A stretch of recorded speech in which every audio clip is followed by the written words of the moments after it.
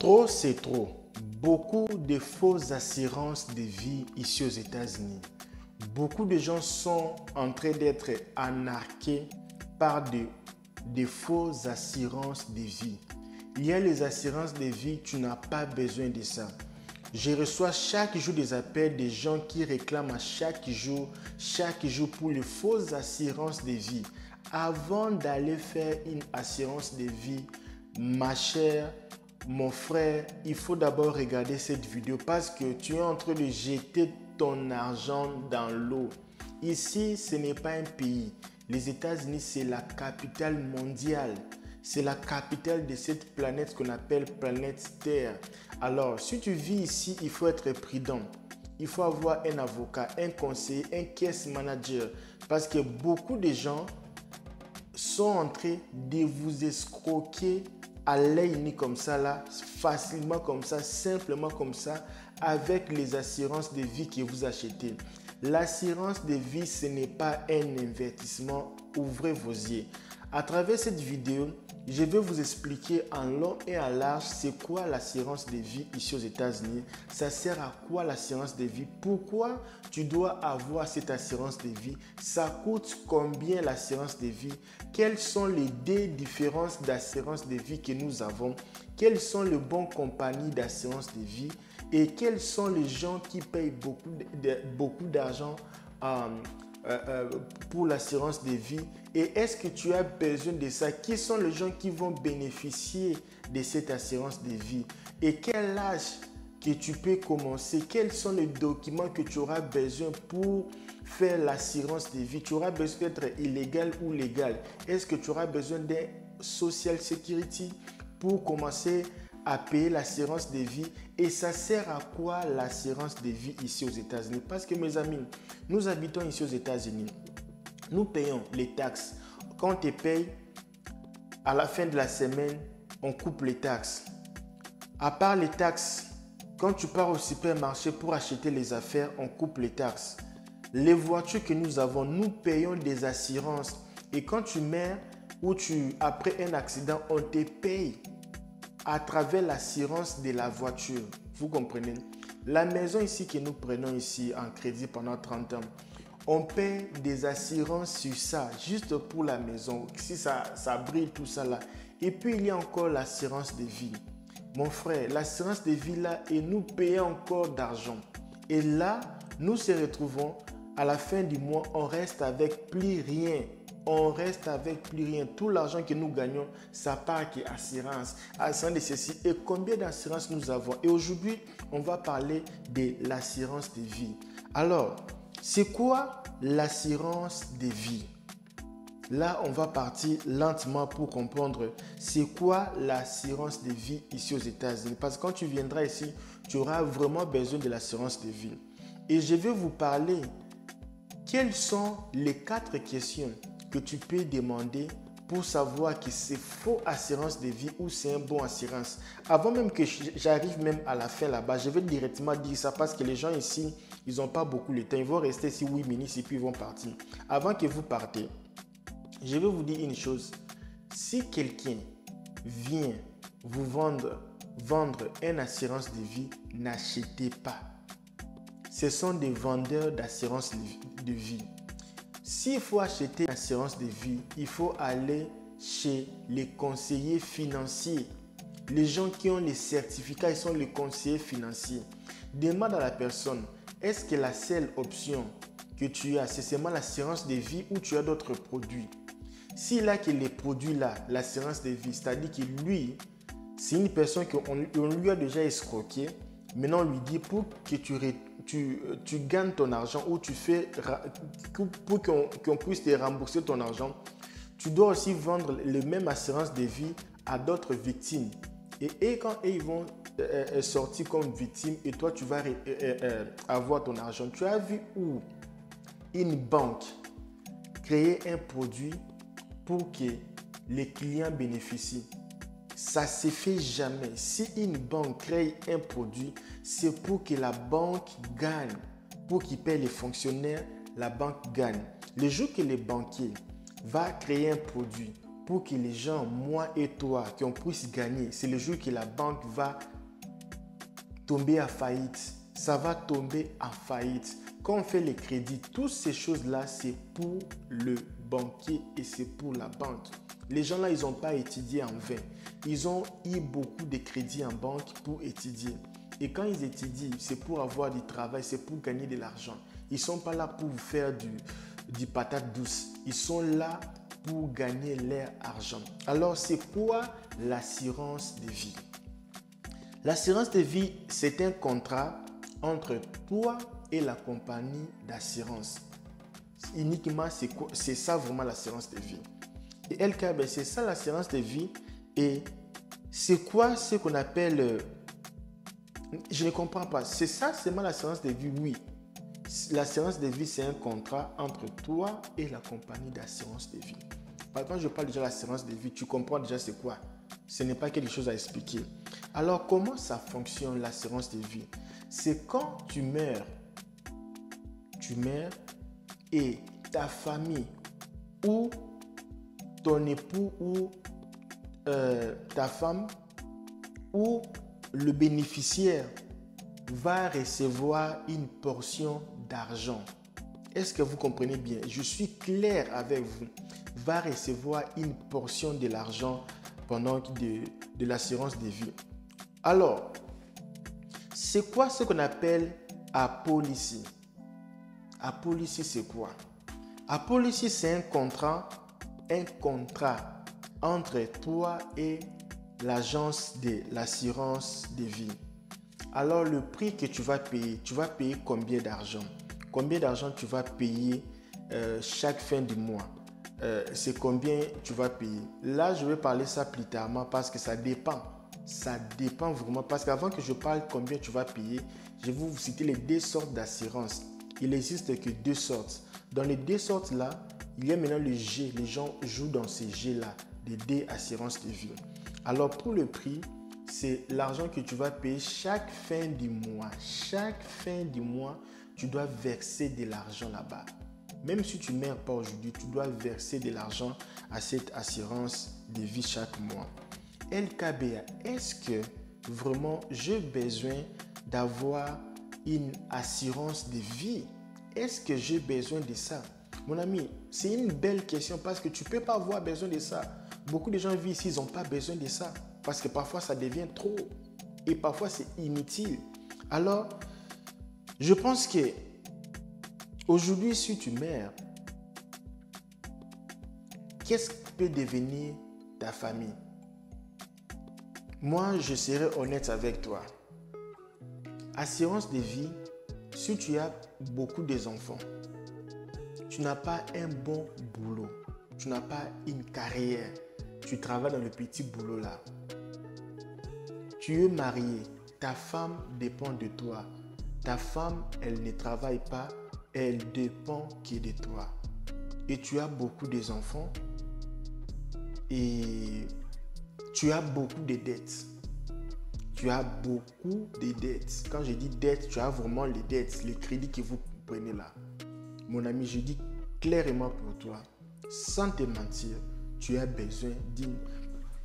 Excusez-moi. Tu as besoin d'une assurance de vie ici aux États-Unis. Tu as beaucoup d'enfants, tu as beaucoup de dettes, dettes de maison, dettes de voiture, dettes de ceci, beaucoup de dettes, mon ami, s'il te plaît. Tu as besoin d'une assurance de vie. Là, vraiment, tu as besoin. J'ai tout noté ici pour ne pas se perdre parce que parfois, quand on se met devant les caméras comme ça, on commence à parler blablabla et puis parfois, on se perd dans le truc là. Alors, il y a la liste des gens qui ont vraiment besoin de l'assurance de vie. Pour avoir une assurance de vie, tu dois être papa, tu dois être maman, tu dois être époux ou épouse, tu dois être étudiant qui a des dettes à l'université. Et si tu es aussi entrepreneur, c'est bon parce que si la compagnie tombe en faillite, comment tu vas payer les autres personnes là? Et comment tu vas payer tes dettes? Et comment tu vas faire pour si tu es étudiant, tu as pris un crédit, mais comment tu vas payer? Et l'assurance de vie, c'est vraiment très important. Dire que c'est mauvais, non. L'assurance de vie, c'est très important, mais parfois, ce n'est pas important. Parfois, ce n'est pas important. Ça dépend de la situation de quelqu'un. Parce qu'il y a d'autres choses qui peuvent te couvrir, d'autres choses qui peuvent remplacer l'assurance de vie, plus profitable que l'assurance de vie. Ok? Ça sert à quoi, LKBA? L'assurance de vie, ça sert à quoi? L'assurance de vie, mon ami, ça sert juste à payer tes dettes. Au cas où tu tombais dans un accident vraiment très mortel, l'assurance de vie va payer la dette, des dettes. Va t'aider avec, si tu avais les petits-enfants, tout ça là, l'assurance de vie va t'aider avec ça. L'assurance de vie va t'aider à couvrir aussi tes dépenses. Si un jour tu n'as pas les salaires, tu n'as plus de salaire, l'assurance de vie peut t'aider. Et surtout si tu auras besoin que tes enfants partent à l'université. Et les choses pareilles, l'assurance de vie est très importante.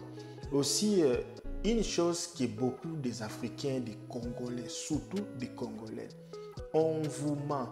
Oh non, le jour que tu vas mourir, tu auras besoin de dépenser l'argent pour les funérailles, mais qui va dépenser l'argent pour toi? Il faut prendre l'assurance de vie. On vous met dans des assurances de vie expensives. Tu n'as pas lu les contrats. La personne qui te vend même l'assurance de vie, il n'est même pas conseiller financier. Pour être conseiller financier, il faut avoir une licence. Quelqu'un qui n'a pas une licence te vend l'assurance de vie. Lui, c'est un vendeur d'assurance. Demande-lui, à part l'assurance, quels sont les produits que tu vends encore à part l'assurance? L'assurance de vie, ce n'est pas un investissement. Ouvrez vos oreilles. Ce n'est pas un investissement. Ok? Alors, on vous ment, non, c'est pour ceci, c'est pour ceci. Tu prends, tu signes des contrats, tu ne sais même pas lire. Non, je vais arriver lentement. Je vais arriver lentement. Nous sommes en direct ici sur YouTube. Je vais arriver lentement. Je vais arriver là parce qu'ici, on est là maintenant pour déboulonner tous les mensonges. Moi, je pense qu'il y a une façon de gagner sa vie avec honnêteté. Avec honnêteté, comme un enfant de Dieu, tu peux gagner ta vie normalement. Tu achètes tes produits, tu revends, tu vends tes services. Et là, même si un jour tu vas mourir, Dieu va te recevoir avec gentillesse. Et quand tu fais les choses sur cette terre, tu fais les choses là pour tromper les gens, faire des gens du mal, escroquer les gens, ce n'est pas bon.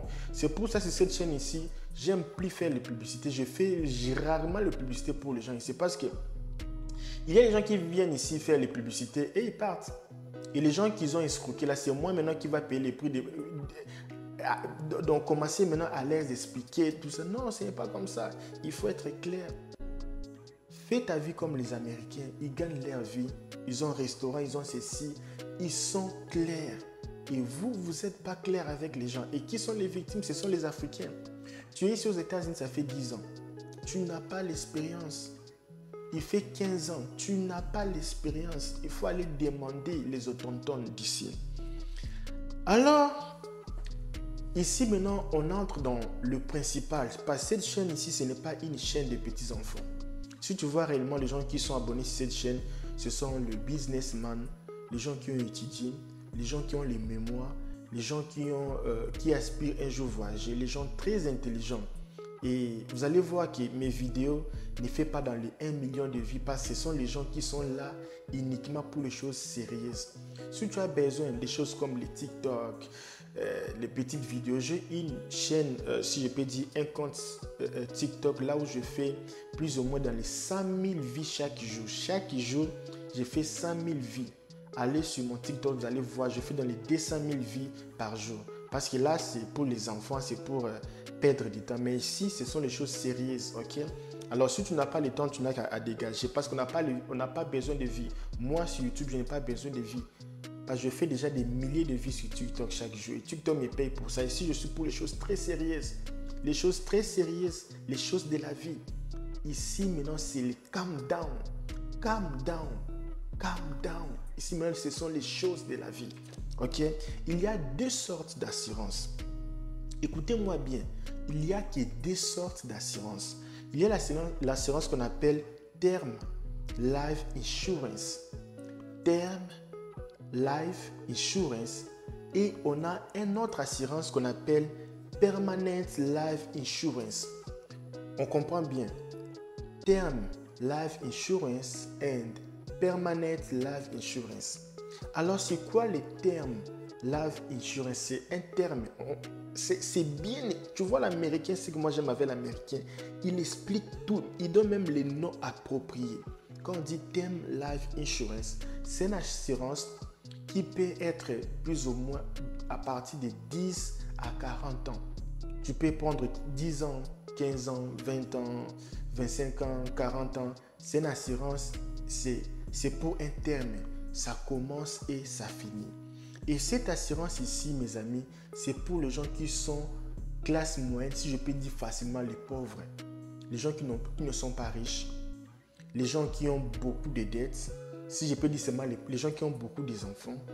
Les jeunes célibataires, les gens qui cherchent, pour être vraiment direct avec vous, les gens qui ont beaucoup de risques. Tu es là, tu as des enfants, tu dois étudier, tu as les crédits en banque, tu as ceci, tu as les loyers, tout ça là. Donc les gens qui sont en haut risque, les gens qui ont vraiment besoin d'aide. Et les gens pareils, pour les risques qu'ils ont, ils ont besoin d'une life insurance. Ils ont besoin d'une terme là. Parce que s'ils mouraient aussi, qu'est-ce qui va arriver? Les gens là ont besoin de life insurance. Ok? Alors, on va aller maintenant avec ce qu'on dit les permanent life insurance. Ça, c'est pour la vie. Et l'assurance ici, ça reste pour la vie. Et ce n'est pas une assurance que tu payes. Non, c'est pour toute la vie. Et là, maintenant, l'assurance ici est que tu payes, tu consommes. Le jour que tu ne vas pas payer, c'est que tu as brisé les contrats. Ok? Et si tu meurs aujourd'hui et une portion de l'argent va être utile. Non, excusez-moi. L'assurance permanente ici, même si tu ne meurs pas, tu peux toujours retirer l'argent. Tu comprends bien? L'assurance de vie, ce qu'on appelle les Permanent Life Insurance, c'est une assurance de vie pour toute la vie. Et si un jour que tu es âgé, parce que c'est difficile pour que les gens puissent mourir, tu peux aller retirer une portion d'argent. Utiliser ça.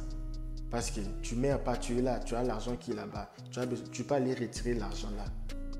Et l'assurance de vie ici, c'est 15 fois. Écoutez bien, mesdames, si tu viens en Amérique, tu as besoin d'une chaîne de vérité, de sincérité.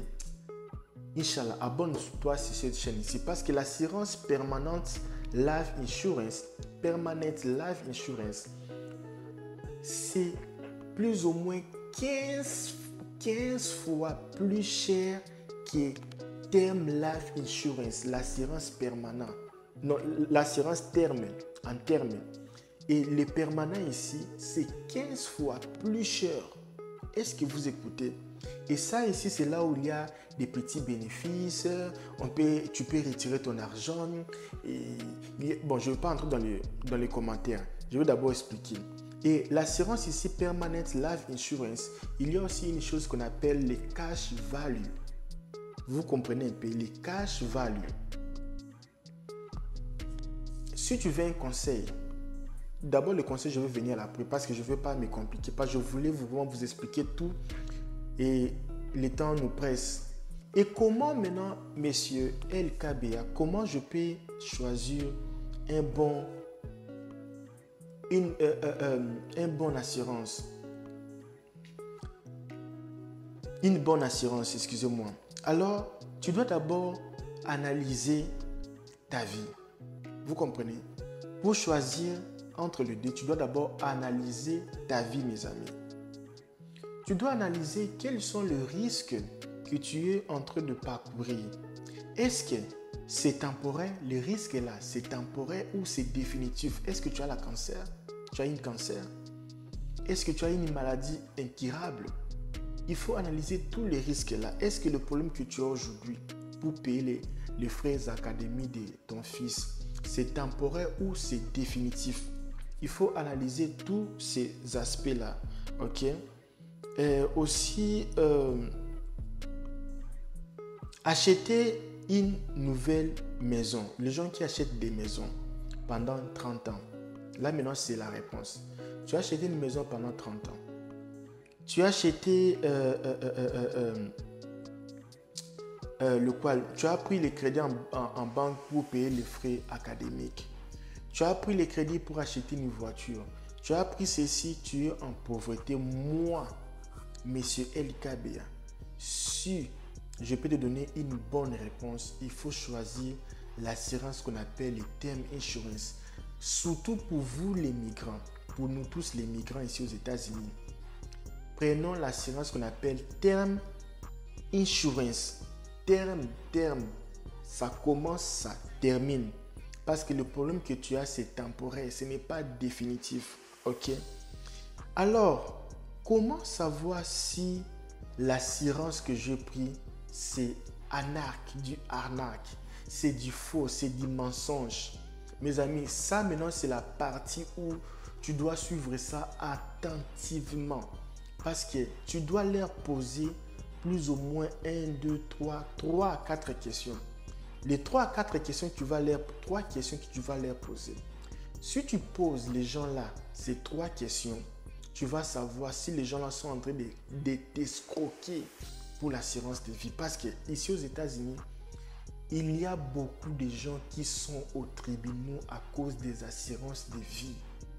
Si vous partez à Texas, même c'est bien. Texas, c'est même bien. Mais si vous partez comme Floride, vous allez voir, il y a beaucoup de cas au tribunal juste pour les assurances de vie. Mon frère, tu viens d'arriver en Amérique. Calme-toi. Calme-toi. Leur pose 3 questions. Si quelqu'un te vend une assurance de vie, si tu veux savoir que c'est une mauvaise assurance de vie, il y a que 3 questions que tu dois leur poser. La première des questions, tu dois leur poser, c'est: cette assurance comporte-t-elle des prestations de subsistance?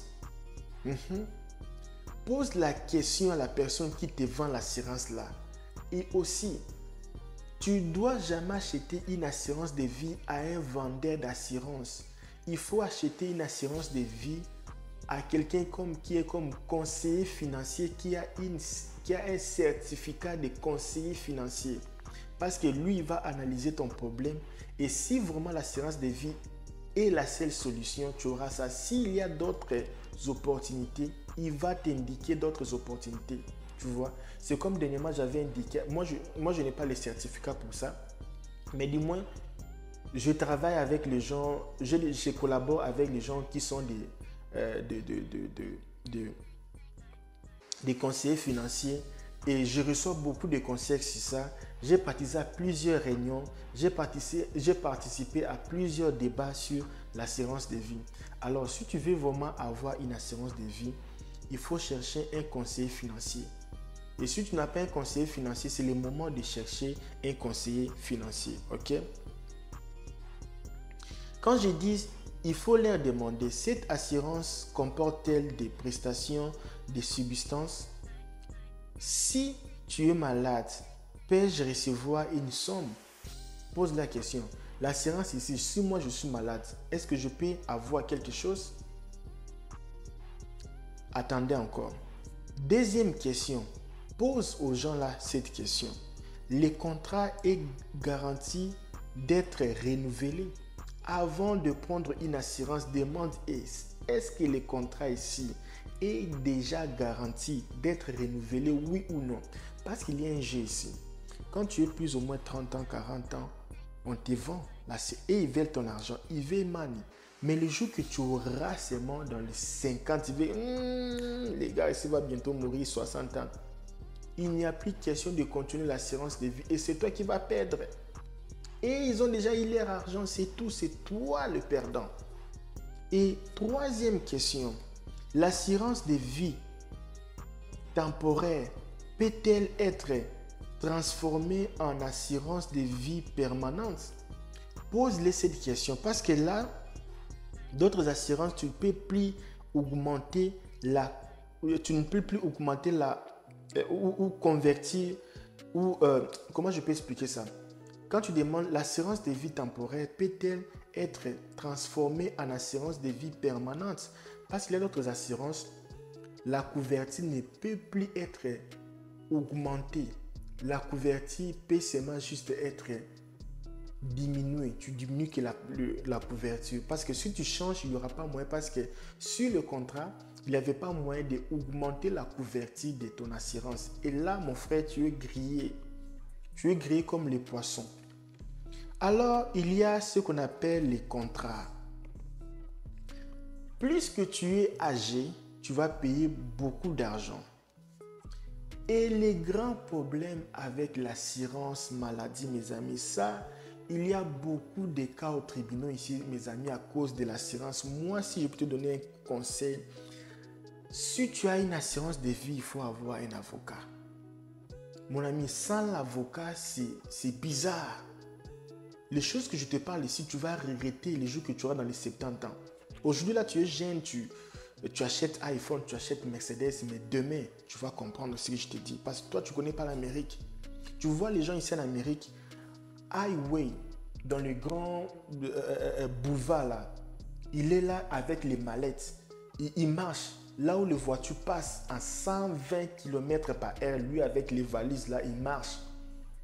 Tu vas voir une personne qui monte sur une Jeep de la police, une voiture SUV de la police. Donc la personne n'a pas peur. Il dit même au policier, arrêtez-moi. Et les gens là, ils aiment plus les gens parce que quelqu'un comme ça, il est déjà toqué, fou. Tu mets encore fou dans la prison. Ils comprennent que les gens ici sont craqués. Parce que le système a fait en sorte que la personne puisse être craquée. Alors, l'assurance de vie, mon ami, c'est très difficile de calculer l'argent que tu vas recevoir avec l'assurance de vie que vous faisiez, mes amis. C'est difficile de calculer, mon ami, c'est difficile. Et la personne qui te vend l'assurance de vie, il est qui? Vendeur d'assurance de vie. Et ça, ce n'est plus l'assurance de vie. C'est devenu du commerce. Et remarquez, les gens là qui vous vendent l'assurance de vie, ils gagnent 120% derrière l'argent que vous donnez. 120%. Et là, c'est devenu quoi? Là, ce n'est plus l'assurance. Là, c'est du business. C'est carrément du business. Et une chose qui est mauvaise, les contre, les désavantages. Parce que moi, dans ma vie, chaque chose que je fais, j'aime qu'on me dise les désavantages et l'avantage. Et laissez-moi décider si je vais ou je ne vais pas. Les choses là de tromper les gens, on est déjà fatigué avec ça. Les désavantages et notre désavantage avec l'assurance de vie, c'est la politique d'assurance appliquée. Mon ami, c'est difficile de savoir les contenus qui est dedans. Les contrats, il y a beaucoup de jeux de mots. Il y a aussi beaucoup de clauses cachées. Dernièrement, je suis parti dans un auction au fin fond de Chicago, là-bas, là où il y a beaucoup de blacks américains. On vous signe des contrats, il y a des clauses. Tu n'auras pas le temps de lire ça. C'est beaucoup de faits. Tu n'auras pas le temps de comprendre. D'ailleurs, tu ne parles pas bien anglais. Il y a des jeux de mots, tu vas tomber. J'avais déjà parlé, vendeur d'assurance, ce n'est pas un conseiller financier. Alors, qu'est-ce que je peux vous dire sur l'assurance de vie?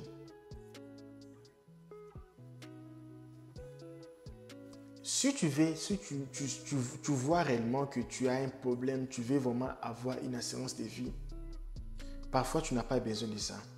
Parfois, parce qu'on vous dit c'est mal les jours que tu vas mourir. Et quelqu'un qui meurt pour enterrer la personne, ça demande combien? Et toute ta vie, tu ne peux pas économiser l'argent que le jour que tu vas mourir, on peut faire les funérailles pour toi. Tu ne peux pas économiser ça. Tu ne peux pas. Vraiment. Et en Afrique, là-bas, quand on enterre les gens, et ils ont des assurances de vie. C'est bon avoir l'assurance. Moi, je suis pour l'assurance de vie. Sauf qu'il y a d'autres solutions à part l'assurance de vie. Il faut parler avec un conseiller financier vraiment qualifié. Vraiment qualifié pour te conseiller sur l'assurance de vie. Parce qu'il y a trop de mensonges.